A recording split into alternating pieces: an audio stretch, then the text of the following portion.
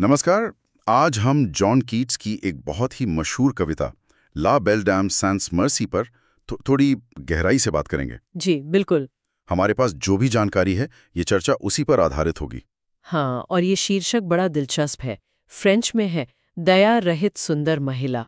हाँ, और कहते हैं कि ये नाम कीट्स ने 15वीं सदी के एक फ्रांसीसी कवि एलन चार्टियर की किसी कविता से लिया था। अच्छा, ये दिलचस्प है। जी, ये कविता लिखी गई 1819 में और छपी 1820 में। हम्म।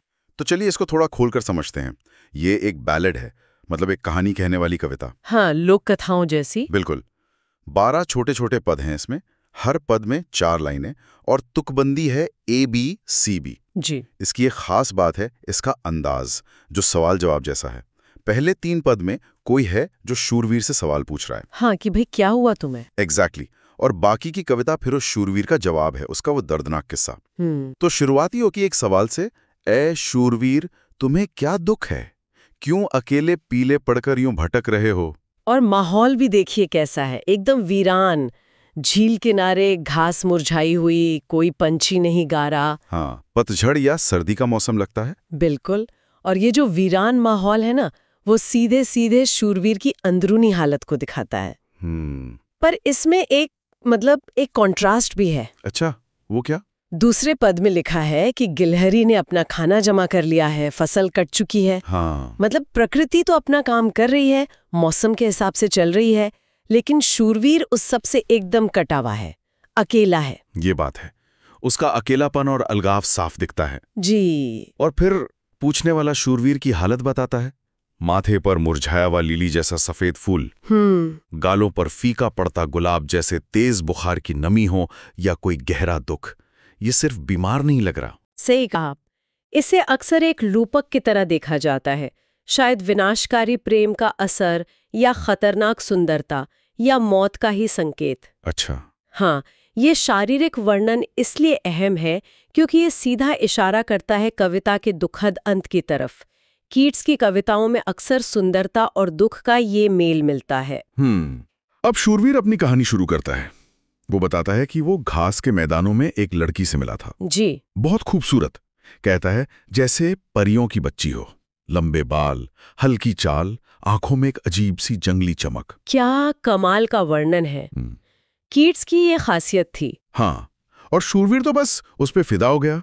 उसके लिए फूलों का हार बनाया, कंगन बनाए, खुशबूदार फूलों का कमरबंद भी। पूरी तरह मोहित। और वो लड़की भी उसे ऐसे देखती थी जैसे प्यार करती हो, मीठी आहें भरती थी। हाँ। फिर शूरवीर ने उसे अपने घोड़े पर बिठा लिया और वो रास्ते भर कोई परियों का गीत गाती रही। वाह। उसने शूरवीर को खाने को जंगली जड़ें दी, शहद दिया, ओस जैसा मीठा रस, और किसी अजीब भाषा में कुछ कहा।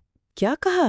कहा, मैं तुमसे सच्चा प्यार करती हूँ। अच्छा, अजीब भाषा में। यहीं पर वो रहस्य और अलौकिक वाला पुट आ जाता है। कुल परियों की बच्ची, फिर ये अजीब भाषा, आगे परियों की गुफा का जिक्र आएगा। हाँ, ये सब मिलकर एक जादू सा माहौल बनाते हैं, लेकिन साथ ही एक खतरे का एहसास भी रहता है। शूरवीर तो पूरी तरह उसके वश में है। हाँ, उसके सोचने समझने की शक्ति जैसे चली गई है, लेकिन फिर कहानी एकदम पलट जाती है। कैसे? वो लड़की उसे अपनी परियों की गुफा में ले जाती है और वहां वो अचानक जोर जोर से रोने और सिसकने लगती है। अरे, पर क्यों? पता नहीं, कविता में ये साफ नहीं है।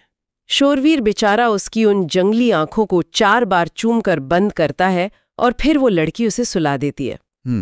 और यहीं वो सपना आता है। हाँ, वो भयानक सपना देखता है कि पीले पड़ चुके राजा, राजकुमार, योद्धा सब उसे घेरे हुए हैं और चेतावनी दे रहे हैं। बिल्कुल। चीख रहे हैं, ला बेल डैम सैंस मर्सी, उस बेरहम सुंदर औरत ने तुम्हें अपने जाल में फंसा लिया है। उनके होंठ सूखे भूखे जैसे लगते हैं अंधेरे में। भयानक मंजर है बहुत। और ये सपना, मतलब ये सिर्फ एक चेतावनी नहीं है, ये उन सब का हश्र दिखा रहा है जो पहले उस औरत के शिकार बन चुके हैं। हाँ, जैसे वो कह रहे हो कि तुम्हारा भी यही हाल होगा। जी, ये उस औरत के विनाशकारी है। इसका मुद्दा है, क्या वो वाकई बेरहम है, या उसकी प्रकृति ही ऐसी है? शायद। और फिर शूरवीर जागता है तो खुद को कहाँ पाता है? उसी ठंडी पहाड़ी ढलान पर, अकेला। हाँ, जहां वो शुरू में मिला था।